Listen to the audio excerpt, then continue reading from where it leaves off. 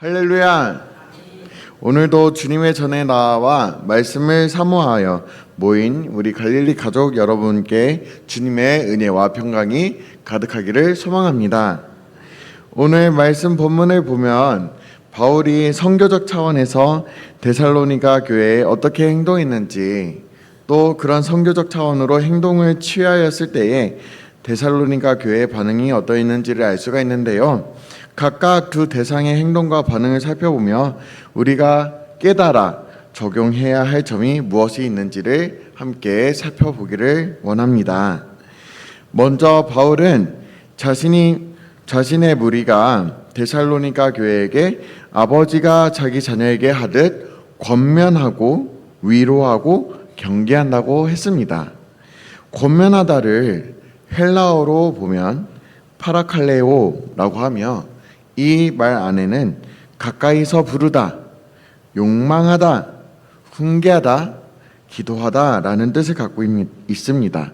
그리고 위로하다는 헬라어로 파라미데오마이라고 하며, 그 안에는 가까이 관계하다, 격려하다 라는 뜻을 갖고 있습니다.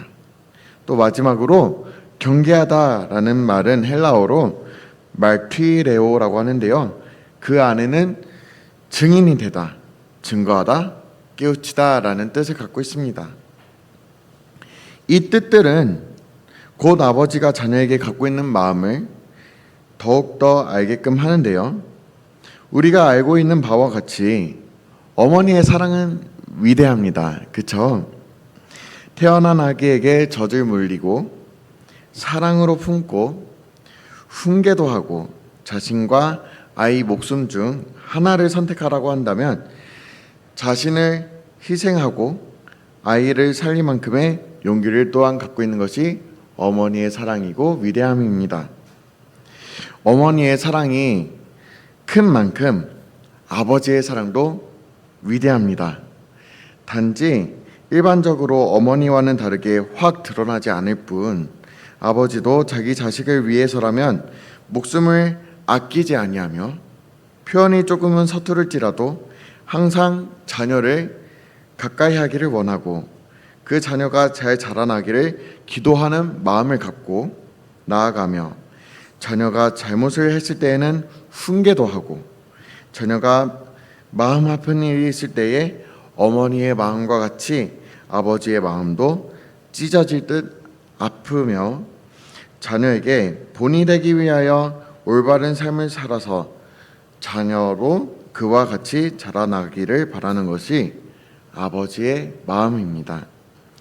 이를 보면 어머니의 사랑과 같이 아버지의 사랑도 정말 헌신적이고 희생적인 사랑을 갖고 있음을 우리는 알 수가 있습니다. 자녀들은 보통 엄마가 좋아, 아빠가 좋아? 라는 그런 양자택일의 질문을 던진다고 하면 대부분 뭐라고 대답을 하죠? 엄마가 좋다고 이야기합니다. 이 말을 들은 아빠의 마음은 내심 서운할지라도 그래도 자신의 자녀를 끔찍히도 아끼며 사랑을 하고 있습니다. 어머니가 앞에서 끌어주는 존재라고 한다면 뒤에서 든든하게 지원을 해주는 것이 아버지인데요, 바울이 이런 아버지의 마음을 갖고 데살로니가 교회의 성도들을 대하는 것의 모습을 우리는 살펴볼 수 있다는 것입니다.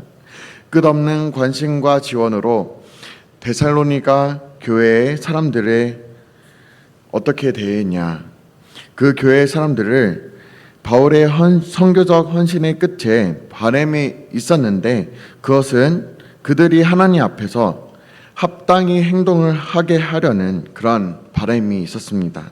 그래서 하나님 나라의 백성으로서 경건한 삶을 살아가기를 바라는 바람이 바울의 마음 안에 있었습니다.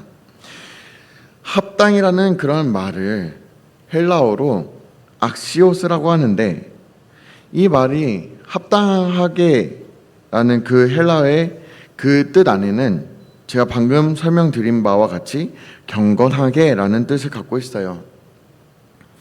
바울과 바울의 무리들이 아버지의 마음을 갖고 그들이 경건하기를 바라는 것은 당연한 바람입니다. 왜냐하면 여러분도 아시다시피 바울은 경건한 삶을 살지 않았던 자였죠. 그런 사람이었고 되려 예수를 믿는 자들을 핍박하던 자였습니다. 그랬던 그는 성령의 빛 가운데서 예수님을 접하게 되었고 성령의 이끄심에 따라서 아나니아의 집으로 가게 되었습니다. 아나니아가 그를 봤을 때에 주님의 마음, 하나님 아버지의 마음을 갖고 그를 섬겨주며 가까이 하고 헌신하는 것이 있었기 때문에 그 안에서 주님께서 역사하심으로써 바울이 세례 받기를 거부하지 아니하고 받음으로써 새 사람의 삶을 살게 되었었죠.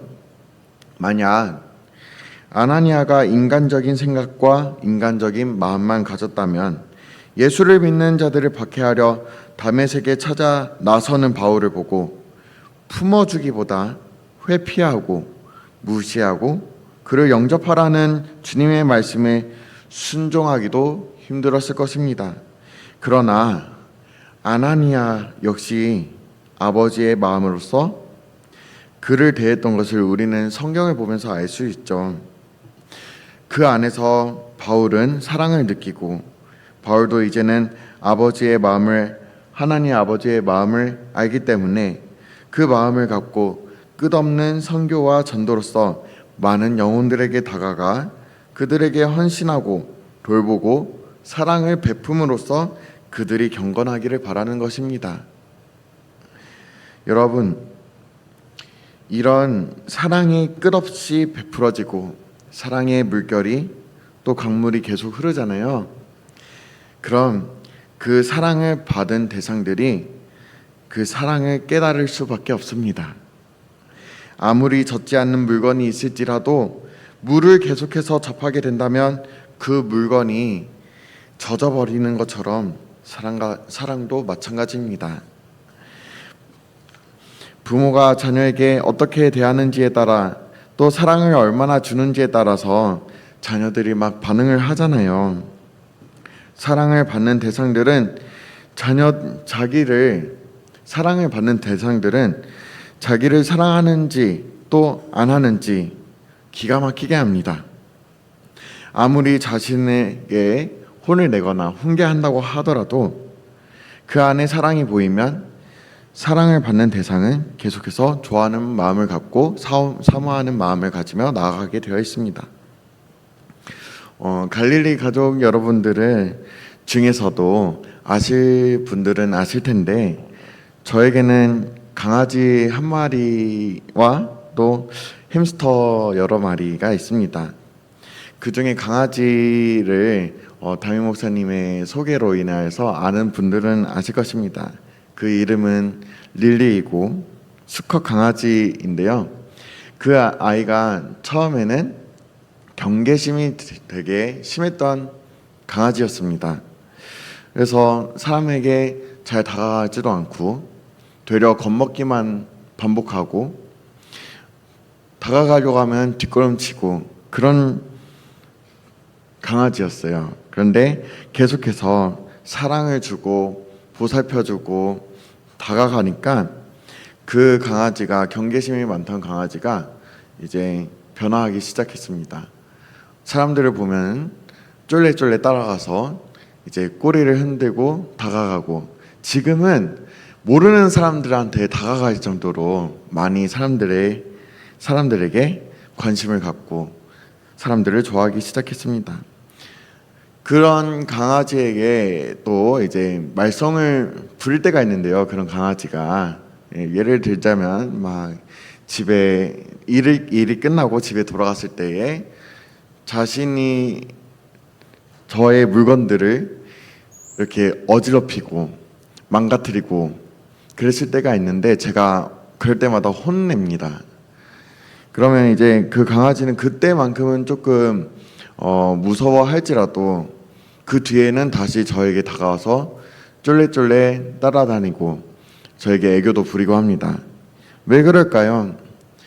혼을 냈는데도 그 강아지가 저에게 다가오는 이유는 저의 그 혼냄 안에도 사랑이 있기 때문에 그 사랑을 느꼈기 때문에 그 아이가 저에게 도망가지 않고 계속해서 다가오는 것입니다. 그리고 이 사랑의 이야기는 또 다른 이야기들을 들려드릴 수가 있는데요. 제가 이 갈릴리 교회 외에도 다른 교회에서 사역들을 하면서 아이들을 돌볼 때에 진심으로 이렇게 다가가고 사랑을 부어주고 함께 해주고 하니까요, 아이들이 그 사랑을 알아서 저에게 이렇게 달라붙고 이제 주님의 말씀에 더욱더 경청하기를 소망하고, 자기 친구들도 데리고 와서 함께 하나님의 말씀을 듣자 하면서 그러면서 함께 예배를 드리고, 그렇게 사랑을 부어주니까 아이들이 배로 늘어나는 역사가 있었습니다. 어떤 교회에서는 5명에서 20명까지, 어떤 교회에서는 90명에서 140명까지 이러면서 늘어났습니다. 이런 이유는 왜일까요? 사랑이 있었기 때문입니다. 그 사랑이 있는 자리에는 반드시 하나님의 역사가 일어납니다. 이런 것처럼 바울이 계속해서 하나님의 마음을 갖고 나아가니 데살로니가 성도들이 어떤 반응을 보였겠습니까? 13절의 말씀에 이렇게 되어 있는데요. 이러므로 우리가 하나님께 끊임없이 감사함은 너희가 우리에게 들은 바, 하나님의 말씀을 받을 때에 사람의 말로 받지 아니하고 하나님의 말씀을 받음이니 진실로 그러하도다. 이 말씀이 또한 너희 믿는 자 가운데서 역사하느니라. 이처럼 하나님 아버지의 마음을 품고 나아가는 그곳에는 하나님의 역사하심이 반드시 일어납니다. 우리는 모두 하나님의 사랑을 경험을 하고 있습니다. 예수 그리스도의 십자가의 보혈을 느끼고 예수 그리스도의 십자가로서 우리가 구원 받았음을 우리는 고백하며 나갑니다. 그 안에서 주님의 끝없는 사랑을 우리는 느낄 수가 있습니다.